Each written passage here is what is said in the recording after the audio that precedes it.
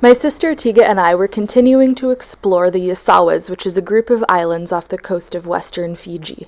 We were slowly working our way further and further north, and our eventual goal was to get to a place called Caves. I just arrived at Caves, which is probably the furthest north we're going to get in the Yasawsas. We really, if you went in a straight line, it's a 10-mile sail. There was a really good wind. So I thought, oh, surely we don't need to leave early because it's not a very long sail. Ended up being wind on the nose. We sailed 20 miles with all the tacking. Ended up taking almost the entire day. Now we're super tired, trying to rally for the caves. We're having a beach fire tonight with some friends, so I have some doughs rising. I'm making a cinnamon bread dough to do bread on sticks over the fire, and I'm making a garlic bread dough to do garlic knots. I have a pile of chopped garlic sitting in the main cabin, and my whole boat just smells like garlic, which is amazing, and it's making me very happy. I'm kind of considering doing garlic potpourri. He and I are in our cave swimsuits. We both in one piece today. Yeah. Coffee's on the boil. We're gonna go get our stuff together and go see some caves. We're on our way to the caves. Tiga's rowing. I'm navigating. A little to the left. We're both really tired, but excited.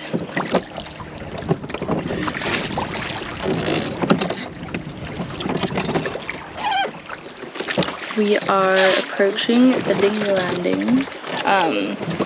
And it looks pretty corally. Oh no, there's a little place that we can bring dinghy in. This is cool. If you stay to the right. Yeah.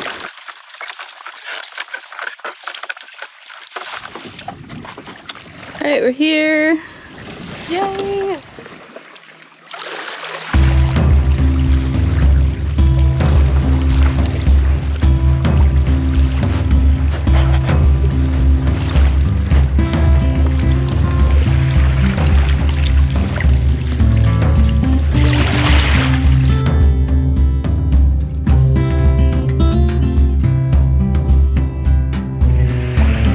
Please.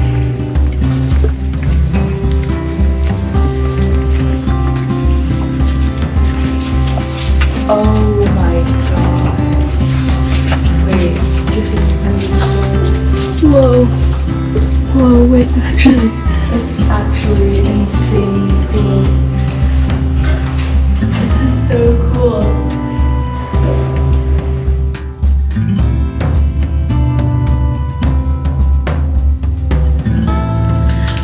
Alright, this is insanely amazing. I can't wait to get in the water, and there's no one else here.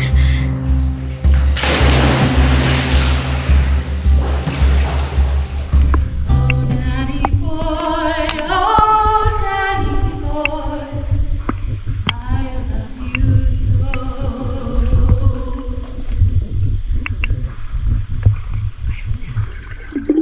Tiga brought a dive light with her, and as the cave had all these cool little underwater tunnels you could go into, we started exploring them. They were pitch black and it was super eerie. On one of my dives down, I found a mask that someone had dropped. Neither of us wanted to go very far down, even though we're both decent freedivers, just because of the spook factor, but it was a very cool way to be able to explore the caves.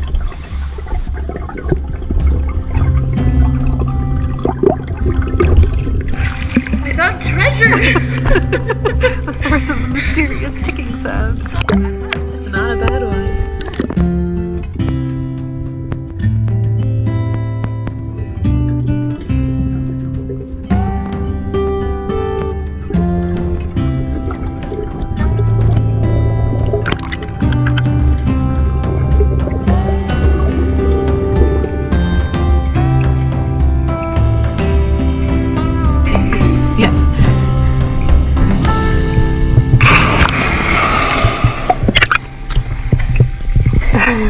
And how would you rate your rock climbing experience? I would say rock straddling number 10, slime patch is about an 8, mounting probably a 3 or a 2. Okay, that was one of the coolest things I've done in so long. That was so cool. It was so fun.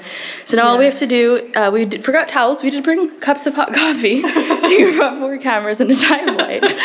But no towels.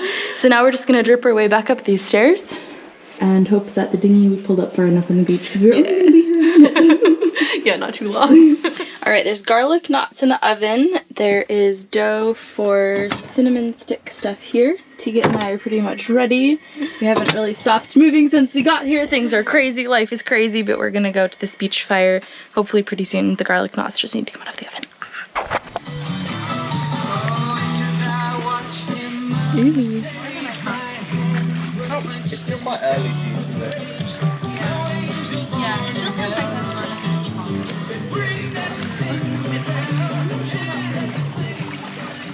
Good morning from Three Lump Bay in the island of whose name I also forgot. Actually, I don't know that this bay has a name because I cannot find it on Navionics, but we are here.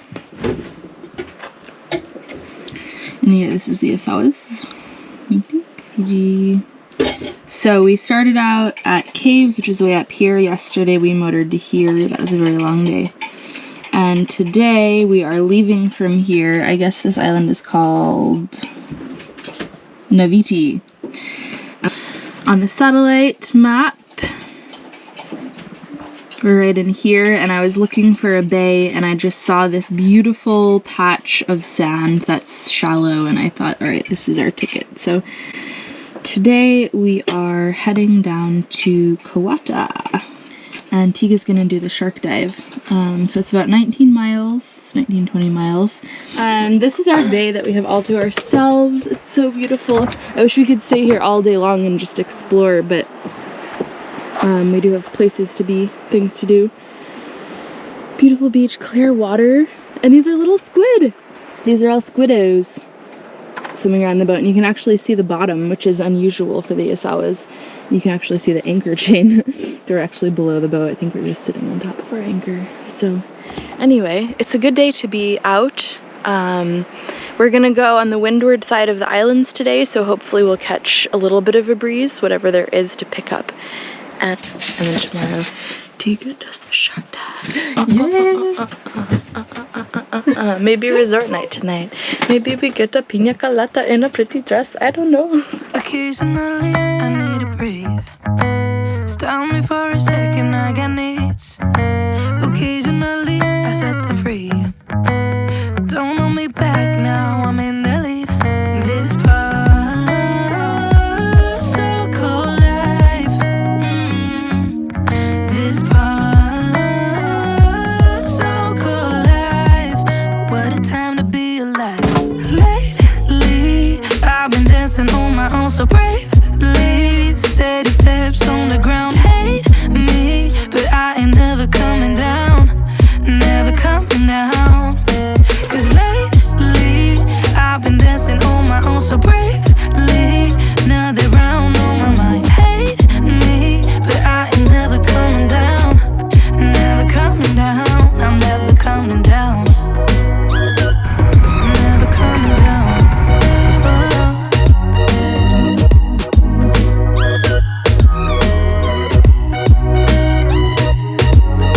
Before I knew it, I was hurt by some stupid thing I overheard. I never built a wall, shut it all down.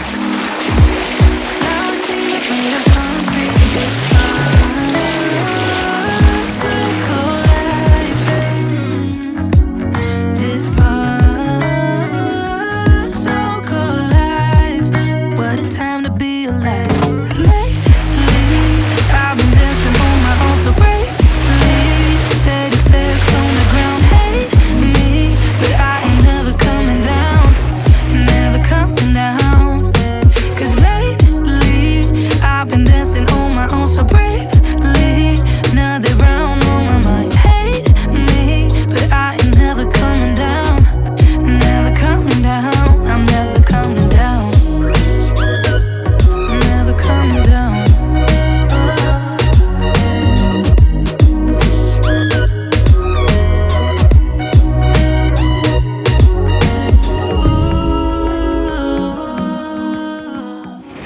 Well, the wind has totally died.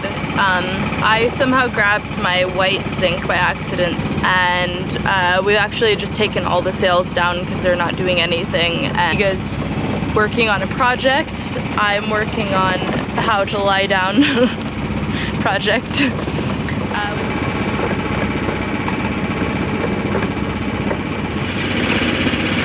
First change time.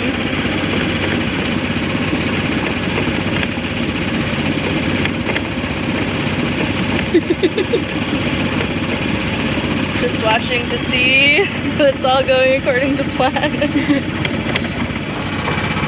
Okay, we're approaching the resort side of the island. We're just gonna sail right past it and around the anchorage.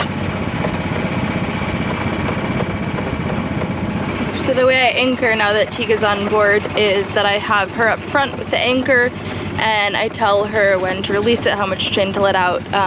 I've always kind of looked at other boats with 2 people anchoring and been like, they need to yell at each other, that's so dumb. But as soon as I had another person on my boat, I realized obviously that's the only way you can communicate when you're 2 people on a boat. So we've come up with a series of code words just to make it more exciting if anyone is listening in. So when I'm anchoring somewhere tight, I like to do a big circle while I track myself on navionics, and the circle is kind of the perimeter of how far I can stretch out on my chain. And that means I'll get as close to the coral as I want to stretch out to it with 360 degrees of swing room, because in Fiji the wind is all over the place. Then I draw a little line with these dividers and pick where I'm going to drop my anchor so that I can stretch out in any direction and be okay distance from everything. Okay, release the Kraken! And you can go to the red blob.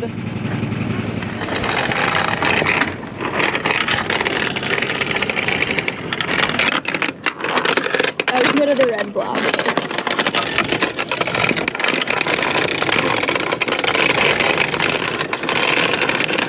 Well, we're here, we made it in classic Kawata style. It is very rolly, but in classic Kawata style, we plan on spending most of the time sitting by the pool drinking cocktails.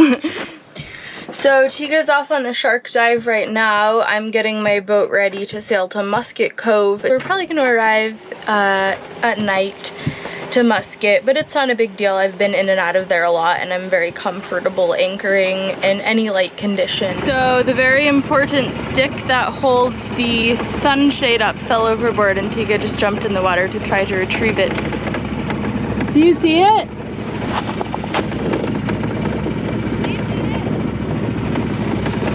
I think it's gone. I think it sank.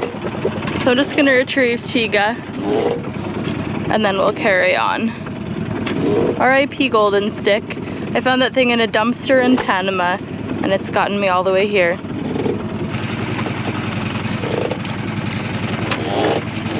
I have to pour one out for the sunshade stick. I know. And invest in a broom. I have an idea of what we can use instead. Okay. Heads up.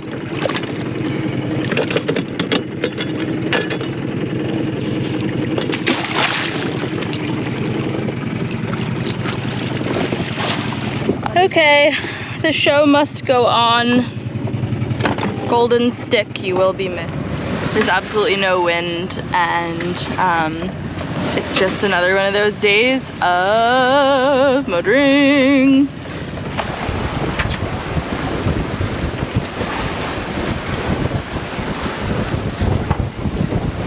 Right now Holly is securing the dinghy. They kept on sliding when the big waves were hitting.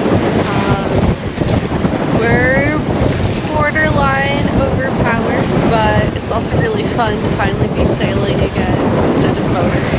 So there she is doing that.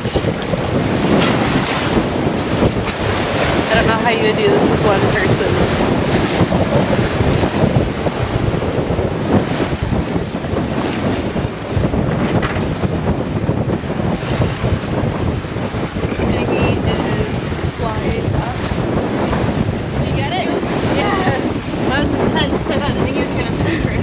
Me too. Mega! I thought we had a kite. Oh, it's my second pair of pants in 2 days. R.I.P. literally. So sad. Oh, man! Too bad leggings aren't the new fashion. Just legs. Oh, they might be. It's a big hole.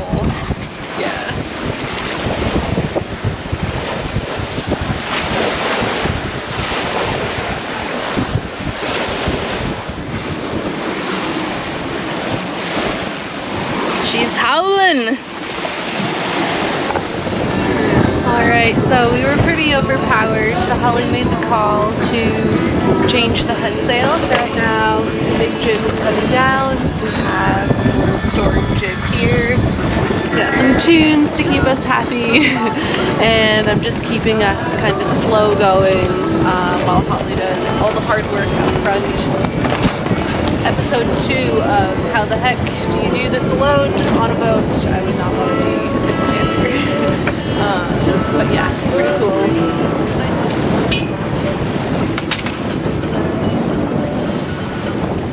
This is called jib wrangling. Harder than it looks.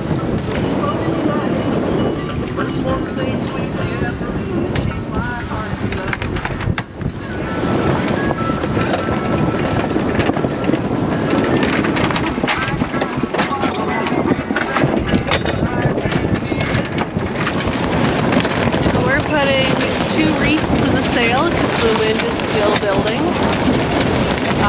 Episode 3 of How the Heck Do You Do This? If you're single-handed.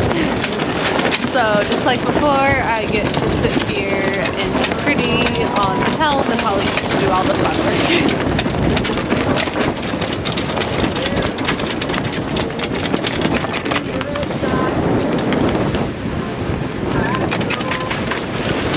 So a part of the sail ripped a hole in it, so Holly is up there with patch tape trying to fix the hole in the sail. I just was looking up at my sail and I saw this big tear in it. Obviously I have to take it down and patch it so that we can keep going. And the sun is setting, so I'm really happy I caught this before it got dark. It does make me a little concerned though, because the sail to New Zealand is notoriously really windy, and I'm sort of concerned that my sail is not going to hold up all the way to New Zealand. It's been springing a lot of leaks every time I've taken it out, and today there was sort of 20 plus knots of wind, and I think this tore during one of the times I reefed it. So I'm gonna try to find a bunch more sail tape for the passage to New Zealand so I can be actively fixing it. Hopefully nothing else bad happens. Tiga and I are sailing into Musket Cove right now. There's a lot of wind, so I've just left the main up. I haven't bothered to turn the engine on because it's loud. And I'm using the satellite chart to not hit the bommies. And then Tiga's on the bow so that I don't hit the other boats, and there's a lot of boats everywhere. It's a very dark night, so it's a little bit, you know, there's a lot going on, and this is what I'm going around to try to get into here. Okay, we've made it in. Tiga's the red blob on the left. Port. We sailed a lot of the way in and then ended up turning on the engine just because we sort of maneuvered up and down the whole mooring field trying to find a free mooring. Didn't find one, so we just anchored in the mooring field. Found a really nice spot between some moored boats and some coral, so I'd say we're good. It's not my fault they put the moorings in all the shallow anchoring, so here I lie and here I shall go to bed very soon. Maybe after a quick dip in the water. What say you, red blob? Quite. Aye, Captain. Red blob's coming with me into the water. Okay, piss out. Top of the morning. Tiga and I got into Musket last night, and this morning I am going to try to get this. So I've some pipe. It's a little short. Looks like maybe a telescope, so I'm going to see if I can get this moving and open it up a bit. Houston, we have movement.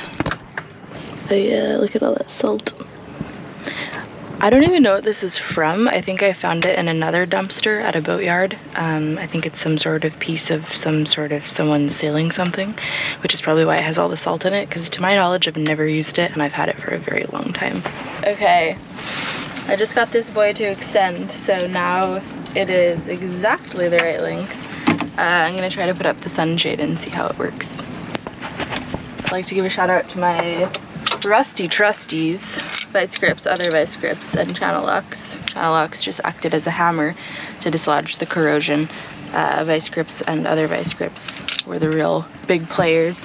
And also my sponsor, 3-in-1 oil. Just kidding, I'm not sponsored by anyone, but that would be cool, wouldn't it? The way I use this pole is that I just lash it to the backstay, this.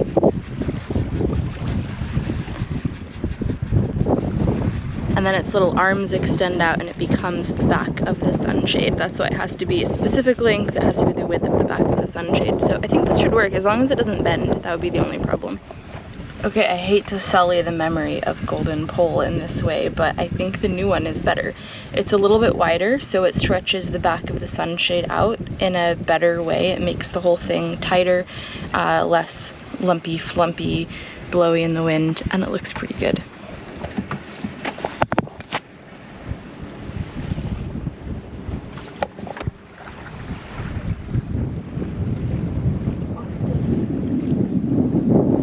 All in all, I would say this is an upgrade.